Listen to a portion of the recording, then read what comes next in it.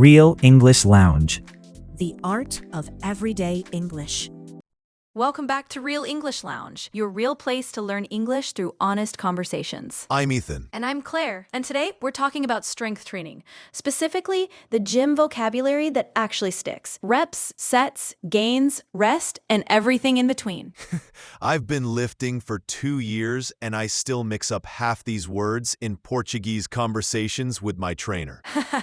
Which is exactly why we're doing this. Real gym English, not textbook fitness vocabulary. We're going to cover the actual words people use at the gym, in gym conversations, and honestly, in gym bragging. Subscribe on YouTube if this podcast is helping your English. Comment challenge. Tell us your current PR on anything. A lift, a run, a habit, using the actual word PR in English in the comments. Level check, B1 to B2. Today's vocabulary is extremely specific to one word, but once you know it, you'll actually understand gym conversations in English. Word tour today. Plateau, spotter, form, intensity, gains, and soar. 6 words for the conversation about lifting weights. Let's start with the absolute basics, reps and sets, because even these get confused. A rep is one single repetition of an exercise. A set is a group of reps done together, then followed by a rest. 3 sets of 10 reps means you do the exercise 10 times, rest, do it 10 more times, rest, then one final round of 10. Shortened, that's 3 times 10, said out loud as 3 by 10, which trips up a lot of learners the first time they hear it. Right, 3 by 10, not 3 times 10 in the math sense, even though it looks the same written down. Let's talk about PR, because it's used constantly, and it's genuinely satisfying vocabulary. PR means personal record, the most weight you've ever lifted or the best result you've ever hit for a specific exercise. I hit a new PR on deadlift today is a complete little celebration in one sentence. And people track PRs specifically because progress in strength training is slow enough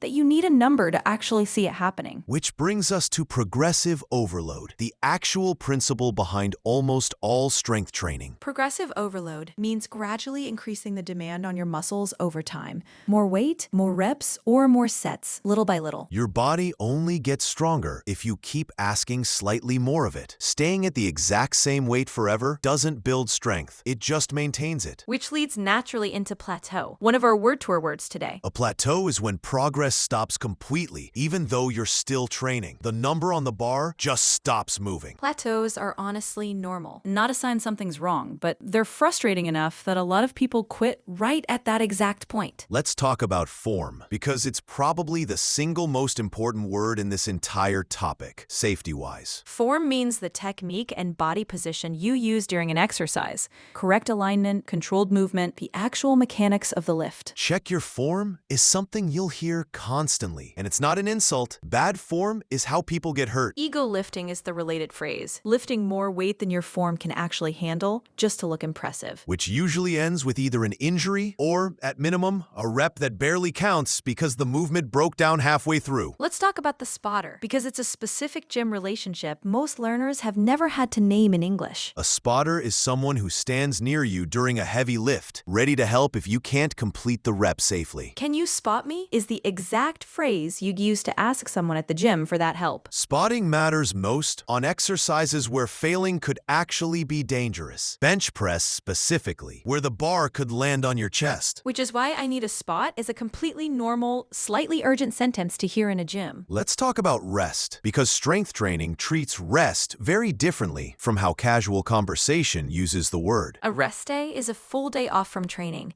built deliberately into a program, not a lazy skip. And rest also means the short break between sets, anywhere from 30 seconds to several minutes, depending on the exercise and the goal. I'm resting 90 seconds between sets is completely normal gym English, describing something very specific and intentional. Muscles actually grow during rest, not during the lift itself. The workout creates the stimulus, but recovery is where the real change happens. Which is honestly counterintuitive to a lot of beginners who assume more training always means more progress. There's also a distinction worth naming between warm-up sets and working sets, because they're not the same thing at all. A warm-up set uses lighter weight just to prepare your muscles and joints before the real effort starts. Working sets are the actual sets that count toward your training, the ones with real weight, the ones you'd log or remember. That was just a warm-up is a common thing to say after an early set that doesn't reflect your actual strength that day. There's also training to failure, pushing a set until you physically cannot complete another rep with good form. I went to failure on that last set. Sounds intense, and it usually is. It's a specific, deliberate choice, not just finishing tired. Not every set needs to go to failure, though. A lot of programs deliberately stop a rep or two short on purpose. Leaving a rep or two in the tank is the phrase for that. Stopping just before failure intentionally. There's also the idea of a split, how you divide muscle groups across different training days. Push day, pull day, leg day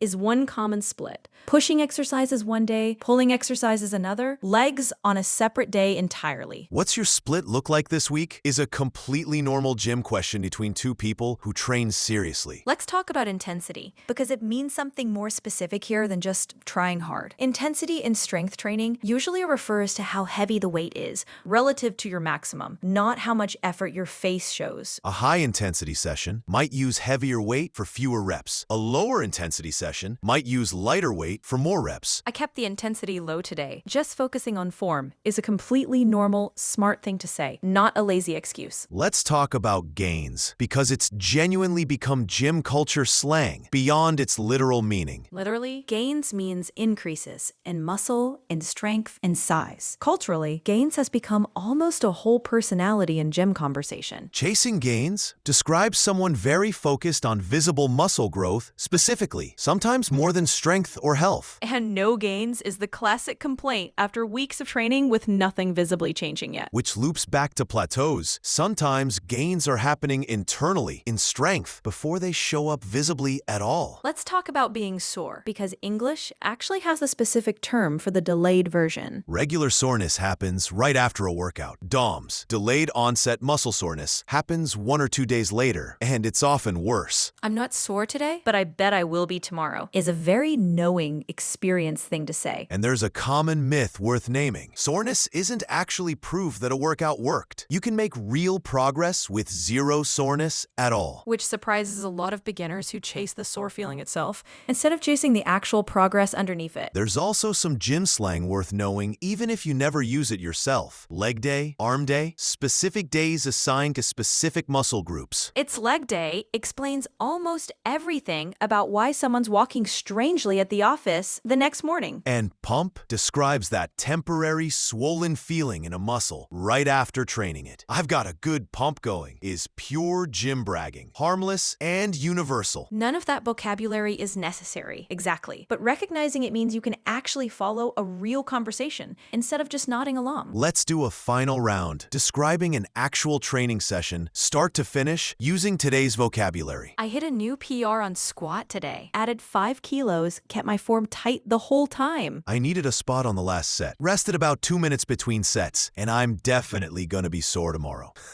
I've been at the same weight for 3 weeks now, though. Feels like a plateau, so I might need to adjust my program. That's a genuinely fluent, natural gym conversation using nearly every word from today's list. Which is honestly the whole goal. Not perfect grammar, just being able to actually talk training with anyone, anywhere. Time for the word tour. 6 words from today's conversation. Let's start with a word for when progress completely stops. Plateau. A plateau is a period where progress stops, even though effort continues. The numbers just stop moving for a while. Plateaus happen to literally everyone eventually. You can say, I hit a plateau on bench press for almost 2 months. Or, breaking a plateau usually means changing something in your program, not just trying harder. A plateau is like a flat stretch of road on a mountain climb. You're still moving, but the elevation just stops changing for a while. Let's repeat it. Plateau. Plateau. Our next word describes someone helping you lift safely. Spotter. A spotter is someone who stands nearby during a heavy lift, ready to help if you can't complete the movement safely. Having a spotter lets you push closer to your actual limit. You can say, always ask for a spotter on heavy bench press, or he spotted me on my last set, just in case. A spotter is like a safety net under a tightrope walker. You hope you never actually need it, but it changes how far you're willing to go. Let's repeat it. Spotter. Spotter. This next word describes the technique and body position during a lift. Form. Form means the technique, alignment, and control used during an exercise. Good form protects your joints and actually makes the exercise work the right muscle muscles. You can say, lower the weight and fix your form before adding more. Or, his form broke down on the last rep, so it barely counted. Form is like handwriting. The same letters can look completely different depending on how carefully they're actually formed. Let's repeat it. Form. Form. Our next word describes how heavy or demanding a workout actually is. Intensity. Intensity refers to how heavy the weight is relative to your maximum, not how much effort shows on your face. High intensity usually means heavier weight, fewer reps. You can say, we lowered the intensity today and focused purely on form. Or, intensity and volume are usually a trade-off. More of one often means less of the other. Intensity is like the temperature on a stove. You can cook the same meal at different heats, and both can genuinely work. Let's repeat it. Intensity. Intensity. This next word describes visible increases in muscle or strength. Gains. Gains means increases in muscle, size, or strength, the visible or measurable result of consistent training. It's also become a whole piece of gym culture slang. You can say, the gains were slow at first, but they added up over months. Or, he's definitely chasing gains more than actual strength these days. Gains are like compound interest, barely visible week to week, genuinely dramatic once you compare year to year. Let's repeat it. Gains. Gains. Our last word describes muscle pain after exercise. Sore. Sore means experiencing muscle pain or stiffness, especially after unfamiliar or intense exercise. Soreness can show up immediately or with a delay of a day or two. You can say, I'm so sore today, I can barely walk downstairs. Or, being sore doesn't automatically mean the workout worked. Being sore is like a bruise you can't see. You don't notice it until you actually try to move the affected part. Let's repeat it. Sore. Sore. That's the word tour. Plateau, spotter, form, intensity, gains, sore. 6 words for the conversation about lifting weights and actually talking about it well. Let's close this one out. Whether you lift or not, Reps, sets, PR, form, spotter, rest, plateau, gains, sore. That's genuinely enough vocabulary to follow almost any gym conversation in English. and if you do lift, tell us your current PR in the comments using the actual word. So tell us, what are you training this week? And how's your form holding up? Subscribe, give it a like, share it with your spotter if you've got one. They'll probably appreciate the shout out. This is Ethan, And this is Claire. and you've been listening to Real English Lounge. Rest well, lift heavy. See you next time. Your English journey doesn't end here. Keep listening, keep learning, and keep speaking. Choose your next conversation. We'll see you in the next episode of Real English Lounge.